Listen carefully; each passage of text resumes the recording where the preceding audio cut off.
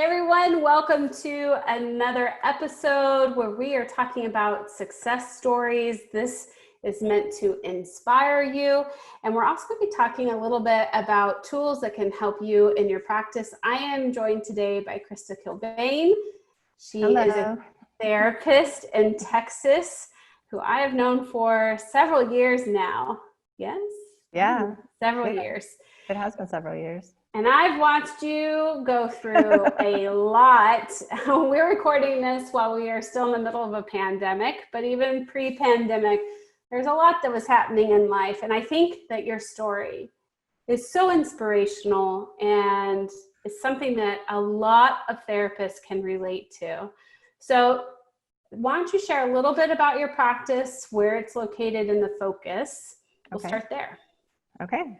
Well, I'm Krista Kilbane. I'm a licensed clinical social worker, and I'm in Austin, Texas. I've taken Bootcamp, exactly. I went to UT. So did I. But I know, and I'm a transplant from California, and you're a transplant to California from Texas. So yes. That's kind of, I think, how we originally met. Yeah. But I'm a cognitive behavioral therapist, and I work with adults with ADHD and anxiety. I'm also a special ed teacher. Did not intend to work with adults with ADHD. They just kind of found me. I have ADHD. My kids have ADHD. I'm kind of the ADHD whisperer now.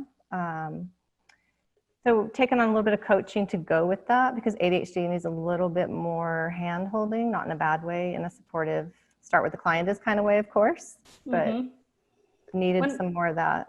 When we first met, were you still teaching, or had you just stopped teaching and you were stepping into private? I just stopped teaching, stepping into private practice. And the person that was in my life had me in a lot of fear that was saying, you're going to get sued.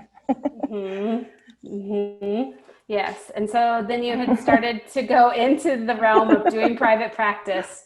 Then I started searching the internet to find people to help me to figure out what the hell I was doing. Exactly. And I found this really weird name called Zinni-Me. I was like, what the hell is that? I sometimes wonder that too. Why that name? But here we are today. Exactly. I think one of the most pivotal moments that I can recall in your private practice journey, I mean, I met you when you were just starting, and then you had your practice and it was coming along, but then a divorce hit. Yeah. What was that like for your practice and for you? Well, I was married for 29 years, and so it just defined me. I got married young, and I just always, assumed I'd be married, wanted to be married, loved my husband, and then it just, things. The thing is, people will hear it and they'll be really sad for me, and I'm like, no, we truly just grew apart. There was nothing dirty, nothing. He's the father of my children. I love him. I always tell him if he wins the lottery, he's still taking care of me. If I win the lottery, I'll still take care of him. So we have a great relationship. But it was, I think my practice was always kind of seen as the hobby or the part-time thing, because I was a teacher, stayed there, didn't like it, in fear, didn't know how to start a practice, didn't even know what that would look like. He was an engineer, so he was very, neurotypical. I use my ADHD lingo. And he was just like, boom, boom, boom. And I was like, whoa, big picture. Let me just try this. So I transitioned part-time, and then I would, fill my schedule. My schedule would empty, fill my schedule empty. So I kind of had a mindset. I realize now that I was going to be part-time. And so I was. Until you couldn't be. Until I couldn't be. And then the divorce came. And I remember thinking, how the hell am I going to do this? Because he makes 3 times as much money as I did. And so that was, another time. I knew to seek resources. Probably the social worker in me. My methods teacher would love me for saying that. But I'm very research oriented. So for tools. So I went back on and found myself a coach, found myself some people to help me.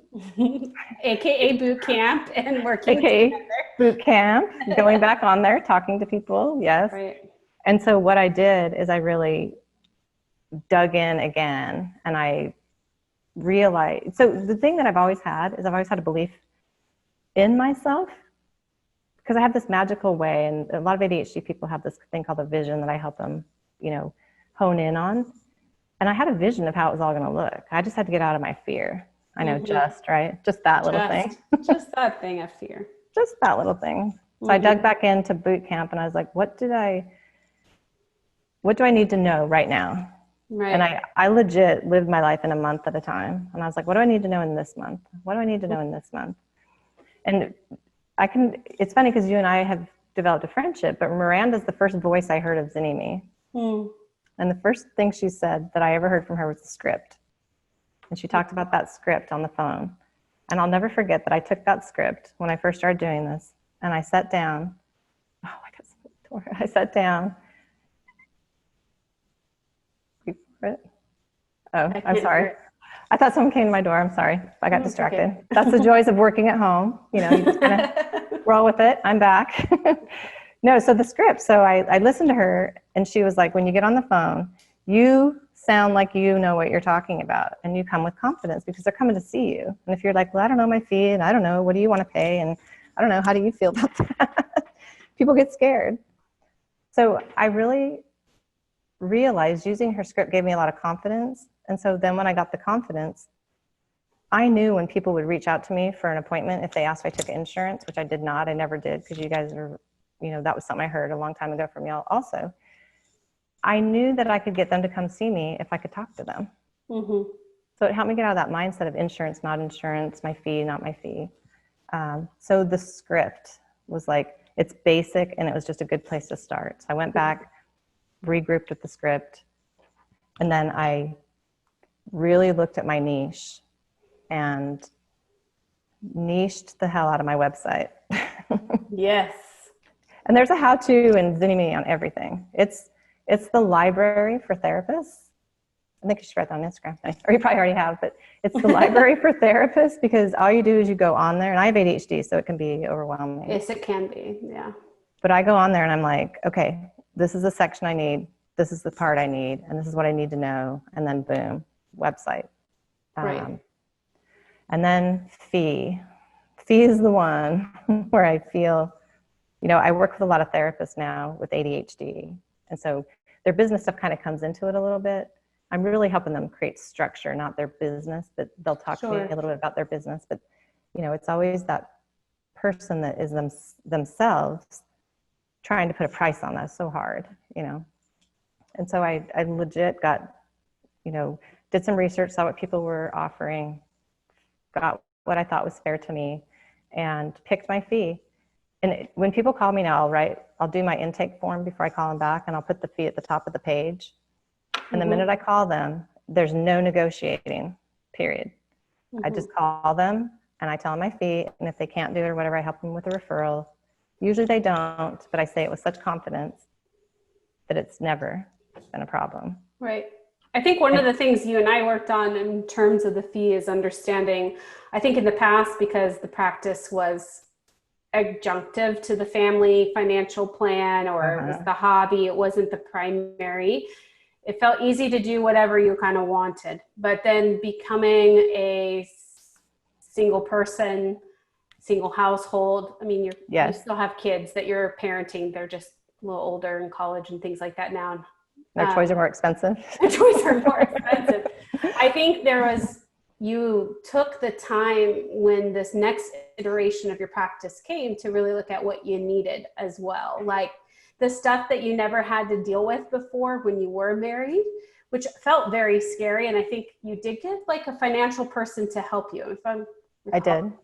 And to really just look at and say, okay, if I want to retire one day, can I do that as a single person? Can I, what is that all going to take, so that you knew what you needed in your business in order to create the financial plan and stability you need in your life. And then you went from there in terms of the number. So it's not just a feeling. It was, you balanced the feeling with some fact as well. Well, and what y'all tell me, what y'all say in there is you say, figure out how much money you need to live on, and then divide that out by how many days you're going to work, and then figure out what your fee is going to be. Instead of, you're right, just picking a fee and seeing how it goes. I couldn't do that anymore. I knew how much I had to spend this month, how much I had to make, because I was spending this much this month, just on the necessities. And so the fee came out And I remember thinking it was high, and I remember thinking, oh, dear God. And that's when I sat with it. And I was like, Krista, what's your value? And it was like, that makes complete sense to me now. Mm-hmm. So I had to be in alignment with it to do it, but I had to figure it out using logic for sure. Yeah. And I think too, my feeling doesn't pay the bills.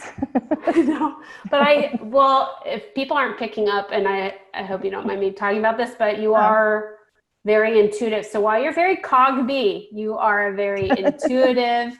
You tend towards what we would say is the woo, or, you know, in your life and the way you make decisions, you do have a really good sense of your internal compass and wisdom and things like that. So to me, it felt like your first iteration of your business was based on that primarily. And then when life circumstance forced a new iteration, a new birthing of the practice, you balanced it out with some of the research and logic and processes that you didn't have to have. Like some people in their practices, I think this is important for anyone listening. You may look at a peer and be like, well, they don't do all this stuff. Well, they may have different circumstances and privileges that allow that. But if life were to change, it's going to force some of those changes in the business. I always, as a coach, want people to have both so that they have multiple legs to stand on, so to speak. No, and it's more empowering, and it helps you trust your intuition. Like, it's more empowering when you use the logic and your intuition, because you do have to live in kind of both worlds. And those two worlds together are very impactful as one. You know, when you have both, I have both now. So I'm like, and you're processing for messaging too. I remember, so this is the other thing too, that this is why I wanted to share your story, because you have evolved over time. It's not like, hey, I did boot camp and everything is better now. But no, boot camp is an ongoing work in your life. As things shift and change in your life, so does what you need from boot camp and how your business changes. And I've watched you go through different shifts, you know, and that messaging piece, for example, one of the things I remember us talking about was this last round of like looking at your website and changing or refining that messaging. We just looked at like what wasn't working and who was calling and what you really desired to have. And then we went through the process to recreate new messaging. And what have you noticed that that's done? Oh, it's done everything. It's dialed into the ideal client for sure. I think doing it that way, you know, you got to know the pain points of your client, which is the logical part. You got to know where these people are, you know, what they're experiencing. And then again, you know, there's a notion where I can use my intuition to know that I got it right. So I must, you know, dial it into using the systems and the logic. But then I know if I've got it when it's finished, instead of just relying on this piece, you know, and seeing kind of how it goes. It's kind of the foundational part, I guess. So boot camp allows me to go back in, and I noticed you talked about the changes that I've been going through. Focus on different things at different times in my life is what I'm focusing on, is what I notice. I go back for different things, or I go back for the, you know, to learn more about the same thing. Right. I'd say this time around for sure, I got more systems. I got Simple Practice. So Simple Practice does all my billing, does all my scheduling, does all that. You know, it's got all my forms, it's got everything. So that's a one-stop shop that's helpful. You know, the financial person and accountant to help you with your business. I see her like twice a year, which I hated every time, but you know. The hardest part is the Amazon. Everything else, I'm pretty simple. I got the credit card, I got some rent, I got some simple things. It's just me. That damn Amazon, they got to come up with a way to itemize that so your QuickBooks picks up on it or something, because that's where I spend all my money with her, is like going over everything on there. But no, it's a safety measure too, a safety net. She's my safety net. Simple Practice, my safety net. You know, boot camp is my safety net because it's my resource center. And so I can continually go there for resource. It's an amazing resource center. I think another interesting thing I remember the last time we worked together too was processes for your clinical work. You have a lot of cool tools and things that you love to teach, and like working on putting your arms around it and maybe creating like a roadmap for people. Like, this is what it looks like. I remember us kind of charting out that client experience, because you hold a lot in your head. Yeah. We had to really Yeah. explain it to those people so that they know what to expect, and that you felt good about a process that you can measure or do outcomes with if you want, or that you know where you could change things based on the needs of the person. So I think alongside there is a maturation too clinically that gets reflected in your business that I thought was beautiful to see. And you find when you do that, you don't feel like you're inventing yourself every day. I remember when we were working on this piece, and I would come to y'all and I would be like, I'd be like, I gotta give him that thing. I gotta give him that thing. Where's that thing? I gotta give him that thing. And you kept saying, you're the gift, you're the gift. And I'm like, okay, what's that thing? I need to give him that thing. And you're like, it's you. I'm like, okay. It's not a worksheet. I would chase my tail in a row, and I'm like, ah. So I think because I have ADHD, I needed, like you just said, though, I needed a roadmap. Mm-hmm. So the roadmap came out as kind of like, I do have a lot of theories that I kind of created working with people. So what I did for my sanity is I created it's called 3 Keys to Transformation, to transform your ADHD. And then I used acronyms. And so when I'm with clients, I talk about that, because I do have a completely different model of working with ADHD. I'm not gonna tell you to read a book. It's like completely different. So it came out, with the education, mindset, and tools. And so the clients need to know kind of where we're at, but that's all. I'm the gift. You're the gift. It helped you to organize and to put that in your messaging, and then to also just be clear with clients so that you could let your gifts take the forefront, I think. And so I could just show up, and that's what I do now. I show up. When I do my notations is where I do a lot of the clinical, where I'm looking at where are we with the CMT, where are we with COP or whatever, and a regroup of when we get back together. Mm-hmm. But then I let it go where it goes. I don't, I'm not their special ed teacher. Right. It's not my job to make sure they do their homework and write on the board, and, and I felt responsible for, we go into that, we feel responsible for their journey. And it's like, ADHD is a tough population to work with. You work with me.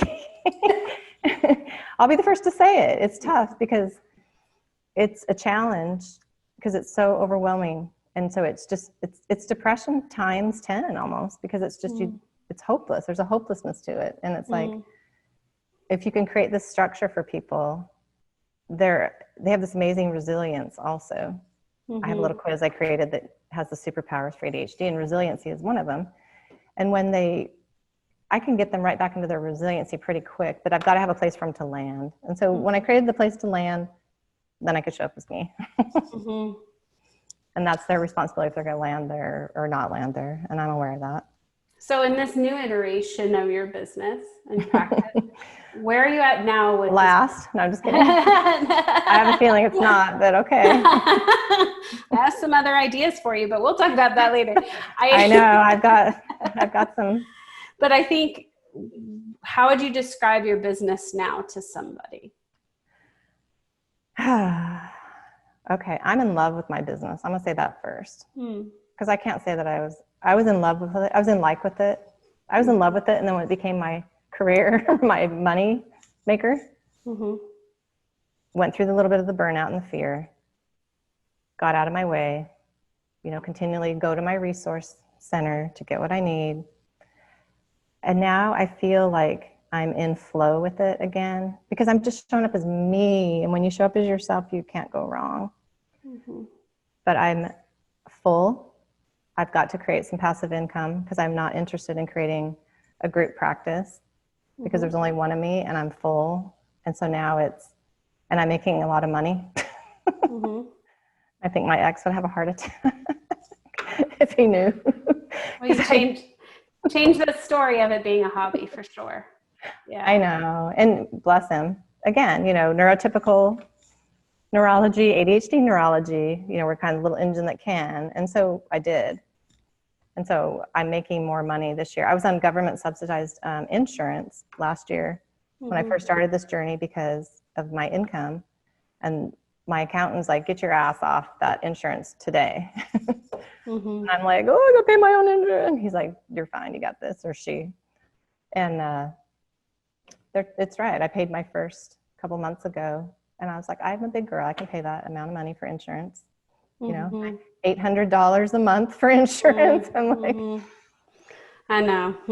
but I think that that's a big, because I know there's a lot of single people out there, or newly divorced people, or people that just go through, their business didn't have to be something, you know, it could be that hobby or whatever. For sure. And you still invested in boot camp because you wanted to learn some things, but the pressure wasn't there like it was when life happened. And I put money into my business more so than I ever have, and I've made it back. And that was something that I didn't do. I didn't put the money in my business. I tell people, if you're going to do one thing, do boot camp, because I think boot camp covers everything. It covers your fear. It covers your, should I take insurance or not? And I'm not saying you shouldn't or you should. I'm just saying you get to make a choice based on the information that's there. Don't make it because someone scares the shit out of you that you should, or don't make it because you think that you don't have to. You know, be confident in your decision, but all the information's there. So it's like, but I did definitely put money into my business, and I've gotten all the money out of my business. I've had a return on my interest for sure, for my investment interest. I'm still learning. See, it's still learning. At least I know what that is. Yes, I think. I don't think I even knew what that was before. I'm like, oh, I want to do this, and I'm like, now I know what I want to do, and I know what I'm spending, and I have a budget. And I'm watching my money, but I'm not watching my money in fear. No. I'm watching my money in joy that it's, you know, it just, people may not want to hear this, but it just seems easier, which is ironic because I just went through a divorce of 29 years. I call it adulting. I had to learn how to adult. Literally, I bought a house. I didn't know how to do that. I didn't know how to do any of this. But you can. And now that I need to do something, I can. So maybe if your business is that thing that's on the side burner, you know, what would it look like if it wasn't? What would it look like if it was your priority? Even if you have the privilege of letting it be on a side burner. Yeah. I think there's something in there that you'd be so surprised that you'd find out about yourself. And your business would grow. I mean, I'm making, you know, I hit my 10,000 a month, and I haven't stopped hitting that 10,000 a month. And beyond. And I think too, it's funny, your simple practice ups that for you, because your simple practice stays kind of where your average is. No, but I'm like, I didn't know those bars were there on the side. This is why I'm so happy that you're sharing your story, because I know that there are other people who are going through it right now. Or, for example, even just like with the pandemic, they didn't plan on going virtual, all these kinds of things, but here we are, virtual, a lot of us, and it's still working. I'm completely virtual. Yeah. And I won't go back. I'm giving up my office in May. Yeah. And that's a common thing that's happening now. And so if you're listening and you feel like you're hitting a big transition, and there's all these, or you need a transition and you're resisting it, you're afraid. You're afraid of how will I pay for insurance? How will I do all that? Well, I just listened to Krista. It is a possibility. It is. It's normal to be afraid, but when you have support and when you have tools and resources, then you're able to really take steps towards getting a handle on that. When you have resources, you find you're very resourceful. There you go. I remember paying for our own insurance as a family after my spouse lost his job, and I was like, oh, this, you know, we keep it doesn't make sense to stay somewhere just to cover insurance. When you look at the cost of insurance and what it would take to replace that in your business, it does not make sense. But for some reason, there's this like fear of not having medical coverage, which some people really, it's a legit fear, you know, for me, like with chronic illness and things like that. But it is possible and it's doable, and it all fits into that business plan to support that life, no matter your circumstance or what's to come in your life. And some people, I think, hold and stay where they are out of that fear. But you had the gift of this rupture. I think My awakening. Awakening. Beautiful. That moved you into something different. It did, and I didn't know where I was going, and I did trust that. There was a leap of faith there, but I knew the way I'd been doing it. My gut was telling me that I could do more in life. I tell people I had a great life, or I had a good life, I tell people, but I didn't have a great life. And now I have a great life. I love it. So for anyone who's thinking about boot camp, particularly if they have ADHD and they know that, whoa, that's a big program, what do you want them to know? Okay. I want to tell you Rome wasn't built in a day. So this is my advice for ADHDers that are going to do boot camp. Number 1, do it. Number 2, don't feel like you have to finish it the first time. Go into it. Do the first exercise, that one, getting to know yourself. Make sure you do the first. Get yourself started in it. But then pace yourself and kind of go along and see what it is you want to dive into. Don't get that FOMO because other people are neurotypical and they're eating it every day, getting it, generating stuff every day. Doesn't mean that you're behind. It doesn't mean that you're not doing it right. See what's there and then dive in and make a plan for yourself each time. What am I going to look at here? What am I going to look at here? What am I going to look at here? Get what you need out of it, and then just know you have it when you need it. That's kind of how I did it. I did it that way. And I joined, I think I was in your second cohort, which I think is interesting. Wow. It's the spring. It was the spring session of your second. You did it in the fall, and then it was the spring. And so I've been a part of it ever since, and I still go back and, there's still stuff that I want to go on there and do. I'm not even done with boot camp. I still got more. I got to, that I know I'm going to go, like social media and things like that. Passive income. I'm at a place now where, what do I do now? I don't want a group practice. My practice is full. So I'm looking forward to going there and digging into that because I know that's all in there too. It is a one-stop shop.